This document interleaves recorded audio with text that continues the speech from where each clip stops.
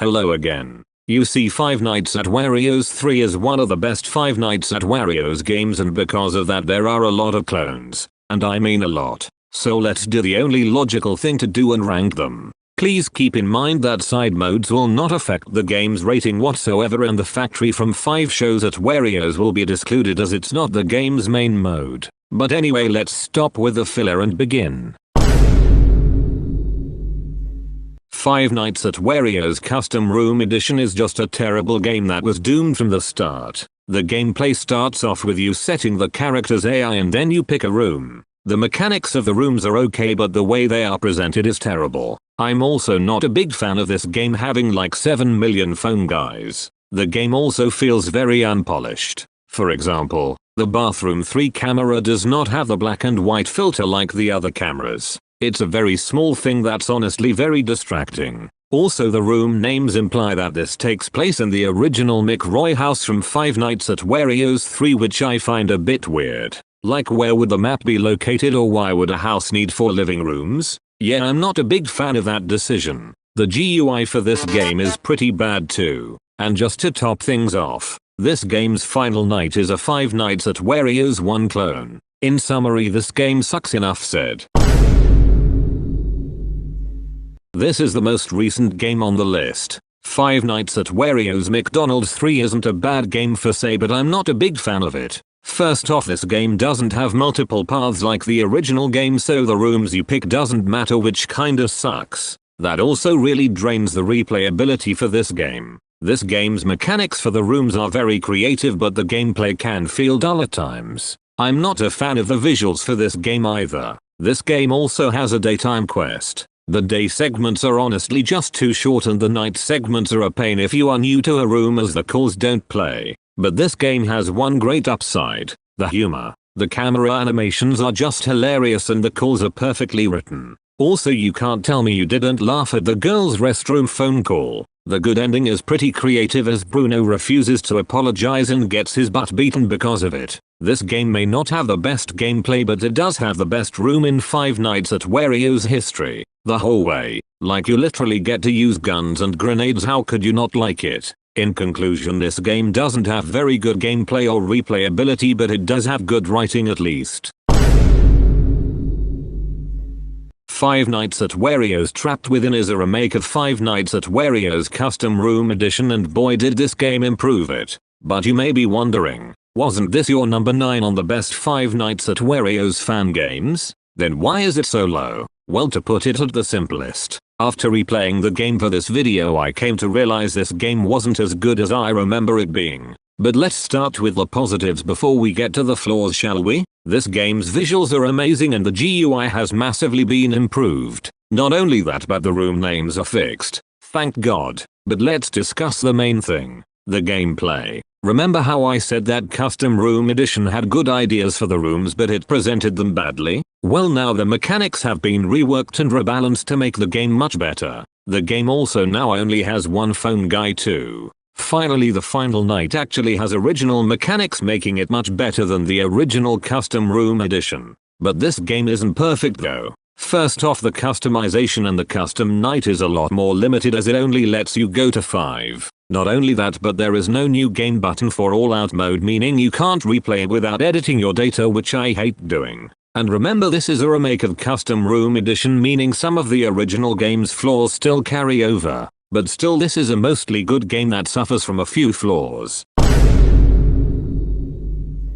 Return to the Factory 2 is a really good fan game, but I feel that it could be better in a few ways. My main problem with this game is that it doesn't feel original enough. The story remains completely unchanged. The GUI is the same, and the characters are the same. It also follows a lot of the same things the original game did, like having Donkey Kong in 1 room or having Mario in Night 4 rooms. Yes, that Mario.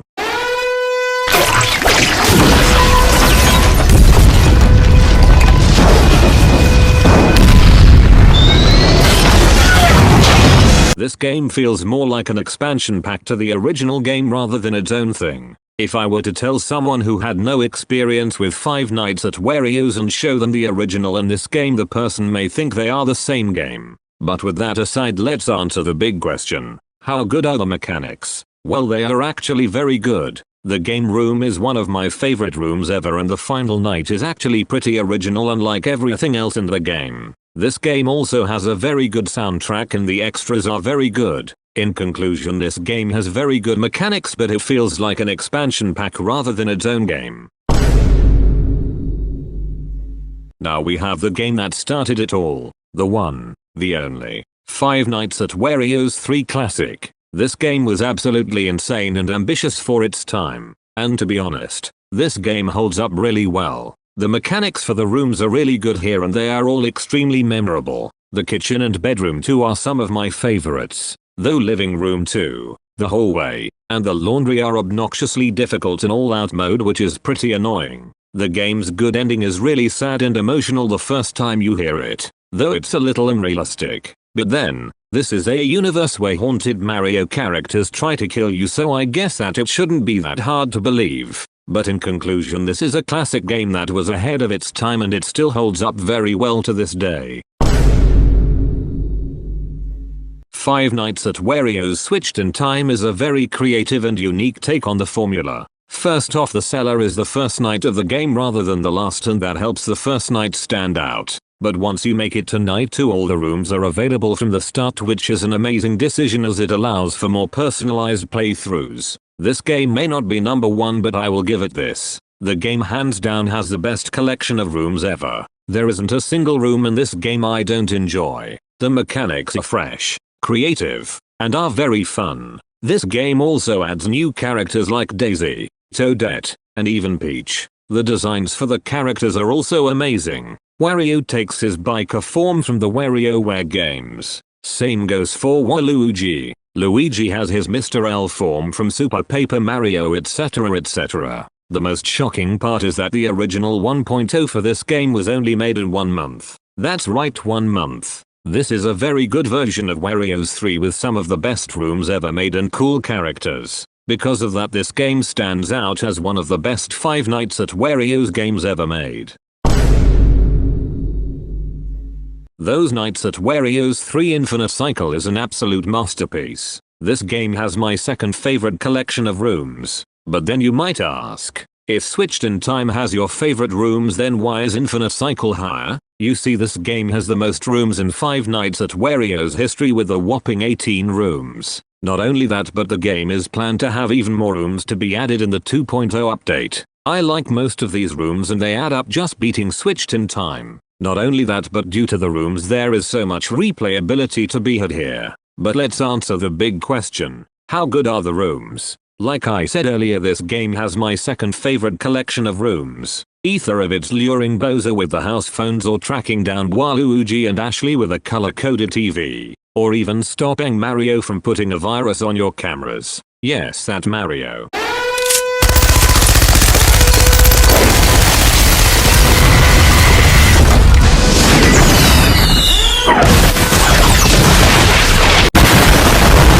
The daytime quest for this game is hands down the best version of the daytime quest ever. The mechanic for the AI being randomized every hour was amazing. The reason I didn't praise McDonald's 3 for having that is because the AI changed every 10 seconds rather than every hour, and because of that you can't really create a strategy for each time the AI changes due to how often it happens. The final night was actually really good. But you may be wondering, didn't you criticize Custom Room Edition's Final Night for being a Five Nights at Wario's 1 clone? What makes this different? Simply, there are more characters and things you need to keep track of, making the night a lot more chaotic. Not only that, but there are more original mechanics here too. Epilogue mode expanded on that idea even more, but I don't count side modes unless it's a daytime quest. This is one of the best Five Nights at Wario's games ever, just in general. It's so good to the point where this was my favorite Wario's game ever made besides shows at one point. But now there is only one game left, so let's get to it.